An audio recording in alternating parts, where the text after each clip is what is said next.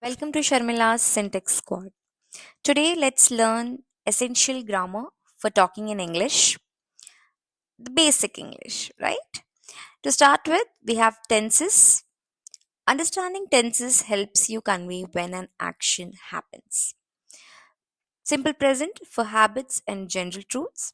I drink coffee every morning. Present continuous for ongoing actions. I am reading a book now. Simple past for completed actions in the past. I visited the museum yesterday. Simple future for future plans or predictions. I will call you tomorrow.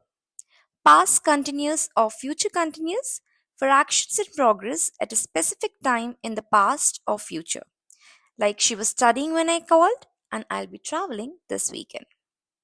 Subject and verb agreement. Remember, when subject is singular, verb is singular, and when subject is plural, verb is also plural. Like he runs fast, they run fast. Number three, articles like a and the. Use a or an for singular non specific nouns. For example, I saw a bird. Use the for specific nouns. I saw the bird in the tree. Like to point out. Okay. Next, prepositions, they indicate relationships between words with respect to place, time, direction, movement. Here, the book is on the table. On is the preposition. I'll meet you at 5 p.m. At is the preposition. He went to the park. To is the preposition. Modal verbs, they express possibility, ability, or necessity. Like, I can swim. You should eat healthy food. I will help you.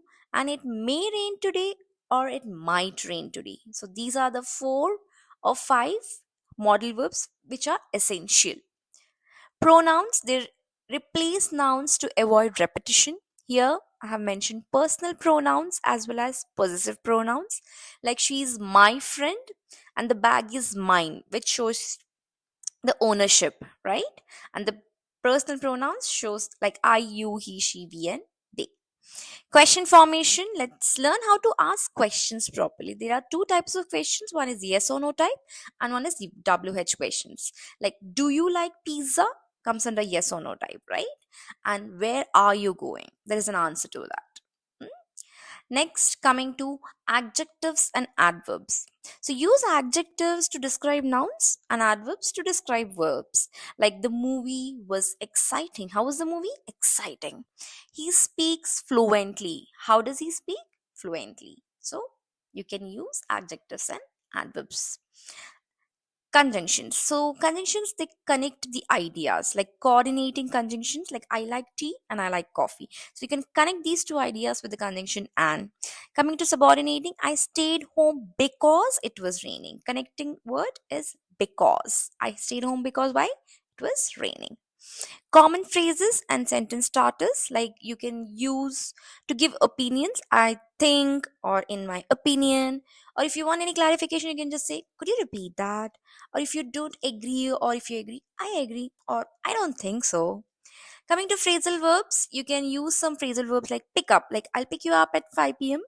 and she looks after her younger brother. So these are some phrasal verbs. There are many more phrasal verbs. If you want, you can ask me to make a video. I'll definitely do that. Please do comment.